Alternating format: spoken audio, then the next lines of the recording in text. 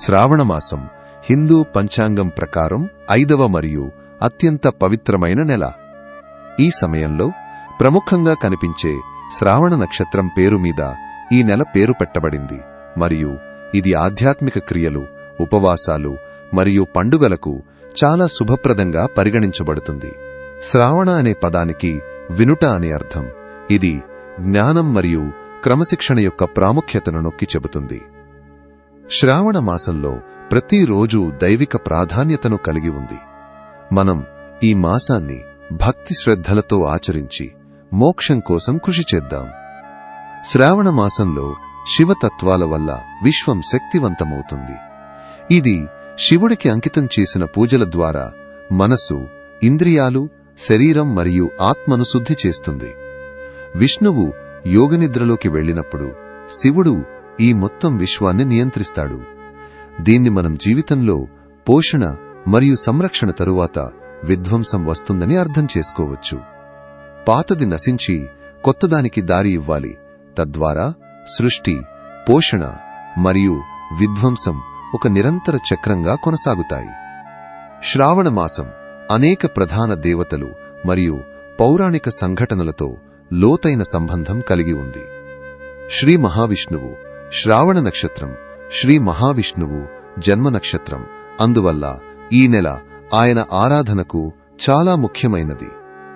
శ్రావణ మాసానికి అధిష్టాన దేవత శ్రీధర స్వామి. ఆయన విష్ణువు రూపం శ్రీ మహాలక్ష్మిని తన వక్షస్థలంపై ధరించి ఉంటారు. శ్రీధర అంటే లక్ష్మీదేవి భర్త అని అర్థం. విష్ణువు యొక్క అనేక దివ్య అవతారాలు కూడా ఈ నెలతో ముడిపడి ఉన్నాయి. వామనుడు శ్రీ మహావిష్ణువు వామనావతారం శ్రావణ నక్షత్రంలో జరిగింది. హయగ్రీవుడు విజ్ఞానం మరియు జ్ఞానానికి అధిపతి అయిన హయగ్రీవ స్వామి ఈ నెల పౌర్ణమి రోజున జన్మించారు. శ్రీకృష్ణుడు శ్రీ మహావిష్ణువు పరిపూర్ణావతారమైన శ్రీకృష్ణుడు శ్రావణమాసంలో కృష్ణపక్ష అష్టమి రోజున జన్మించారు. ఈ రోజును శ్రీకృష్ణ జన్మాష్టమిగా దేశవ్యాప్తంగా జరుపుకుంటారు. శ్రీ మహాలక్ష్మి శ్రావణమాసం సంపదకు దేవతైన శ్రీ మహాలక్ష్మిని పూజించడానికి కూడా చాలా ముఖ్యమైనది. ఈ నెలలో వచ్చే 2వ శుక్రవారం ఆమె భార్గవి రూపంలో అవతరించారని నమ్ముతారు. శుక్రవారాలు ఆమె పూజకు ప్రత్యేకమైనవి మరియు వరలక్ష్మి వ్రతం అనేది కుటుంబ శ్రేయస్సు కోసం వివాహిత స్త్రీలు ఆచరించే ఒక ప్రధాన వ్రతం. పరమశివుడు ఈ నెల విష్ణువుతో అనుబంధం కలిగి ఉన్నప్పటికీ శ్రావణ సోమవారాలు పరమశివుడికి అంకితం చేయబడ్డాయి. పురాణాల ప్రకారం ఈ నెలలో సముద్ర మథనం నుండి వచ్చిన హాలాహలాన్ని శివుడు త్రాగి ప్రపంచాన్ని రక్షించారు. గౌరీదేవి మంగళవారాలు గౌరీదేవికి అంకితం చేయబడ్డాయి. కొత్తగా వివాహమైన మహిళలు సుదీర్ఘమైన మరియు సంతోషకరమైన వైవాహిక జీవితం కోసం మంగళ గౌరీ వ్రతం ఆచరిస్తారు. స్కంద పురాణం ప్రకారం పార్వతీదేవి శివుడిని తన భర్తగా పొందడానికి శ్రావణ మాసమంతా కఠినమైన తపస్సు మరియు ఉపవాసాలు చేసింది. ఆమె భక్తికి మెచ్చిన శివుడు ఆమె కోరికను నెరవేర్చాడు. అందుకే చాలామంది మహిళలు శ్రావణ మాసంలో శివుడిలాంటి భర్త కోసం కఠినమైన ఉపవాసాలు పాటిస్తారు.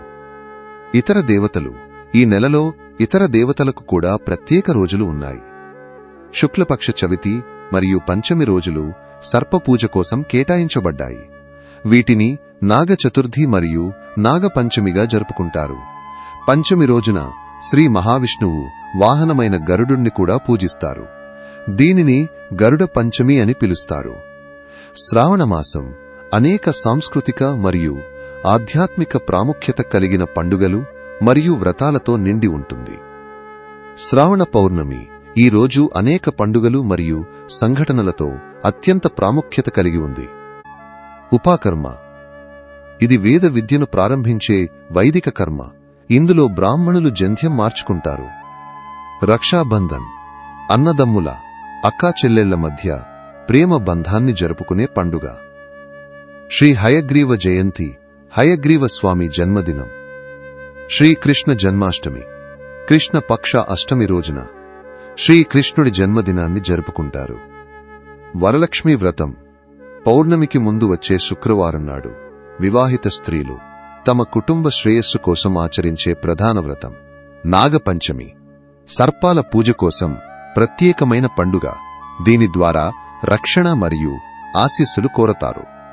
సంకష్ట చతుర్థి శ్రీ వినాయకుడికి అంకితం చేయబడిన రోజు. ఈ రోజున సంకష్ట చతుర్థి వ్రతాన్ని ప్రారంభించడం చాలా శుభప్రదం. దేవతల నిత్య పూజ విధానాలు. సోమవారం పరమశివుని పూజ. మంగళవారం కుటుంబ ఆరోగ్య సంరక్షణ కోసం గౌరీదేవి పూజ. బుధవారం శ్రీ మహావిష్ణువు అవతారమైన విఠలుని పూజ. గురువారం బుద్ధుడు మరియు గురువుల పూజ. శుక్రవారం శ్రీ మహాలక్ష్మి మరియు తులసి పూజ. శనివారం శ్రీ మహావిష్ణువు, వెంకటేశ్వర స్వామి మరియు శనీశ్వరునికి అంకితం. ఆదివారం సూర్య భగవానుని పూజ. పండుగలతో పాటు శ్రావణ మాసానికి ఆధ్యాత్మిక మరియు శారీరక శ్రేయస్సు కోసం విస్తృత ప్రాముఖ్యత ఉంది. శుద్ధి మరియు అభ్యాసం. ఈ నెల మనస్సు మరియు శరీరం యొక్క శుద్ధికి సంబంధించినది. ఇది అభ్యాసాన్ని ప్రారంభించడానికి అనువైన సమయం మరియు ఉపాకర్మ వంటి కర్మలు వినడం మరియు జ్ఞానం యొక్క ప్రాముఖ్యతను నొక్కి చెబుతాయి. ఆరోగ్యం మరియు శ్రేయస్సు. శ్రావణమాసం వర్షాకాలంతో సమానంగా ఉంటుంది. ఈ సమయంలో అనేక రకాల వ్యాధులు వచ్చే అవకాశం ఉంది. ఈ నెలలో పాటించాల్సిన ఆహార నియమాలు, ఉపవాసాలు మరియు వ్రతాలు రోగ నిరోధక శక్తిని పెంచి శారీరక మరియు మానసిక ఆరోగ్యాన్ని కాపాడుకోవడానికి సహాయపడతాయి. శ్రేయస్సు మరియు శుభప్రదం. ఈ నెల అదృష్టాన్ని తెచ్చే కాలంగా భావించబడుతుంది. ఇది ఆరోగ్యం, దీర్ఘాయువు మరియు శ్రేయస్సును ప్రసాదిస్తుందని నమ్ముతారు. ఈ నెలలో ఇల్లు కట్టడం వంటి కొత్త పనులు ప్రారంభించడం చాలా శుభప్రదం. సమాజం మరియు కుటుంబం. ఈ నెలలో వచ్చే అనేక పండుగలు మరియు వ్రతాలు కుటుంబ బంధాలను మరియు సమాజ భాగస్వామ్యాన్ని పెంపొందిస్తాయి. తద్వారా యువతరాలు తమ సంస్కృతి మరియు సంప్రదాయాలతో అనుసంధానం కావడానికి అవకాశం కల్పిస్తాయి. శ్రావణ మాసంలో మాంసాహారాన్ని తినకుండా ఉండటం వల్ల ఆరోగ్యంగా ఉండవచ్చు. మన పూర్వీకుల నుంచి వస్తున్న ఆచారాలను, సంప్రదాయాలను పాటించి నిత్యం దేవునికి దగ్గరగా ఉండండి. శ్రావణ మాసంలో వర్షాలు ఎక్కువగా పడతాయి. ఈ సమయంలో మాంసం తినడం వల్ల జీర్ణక్రియ నెమ్మదిస్తుంది మరియు కొన్ని రకాల వ్యాధులు వచ్చే అవకాశం ఉంది. అందుకే ఈ మాసంలో మాంసాహారాన్ని నివారించాలని సూచిస్తారు. సోమవారాలు లేదా శుక్రవారాల్లో ఉపవాసం ఉండటం వల్ల శరీరం శుద్ధి అవుతుంది. ఇది జీర్ణ వ్యవస్థను మెరుగుపరచి శరీరాన్ని తేలికగా ఉంచుతుంది.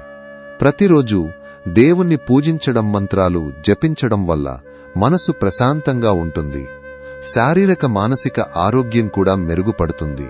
మన సంప్రదాయాలను పాటించడం ద్వారా దైవానికి దగ్గరగా ఉండటమే కాకుండా ఆరోగ్యకరమైన జీవనశైలిని అలవర్చుకోవచ్చు.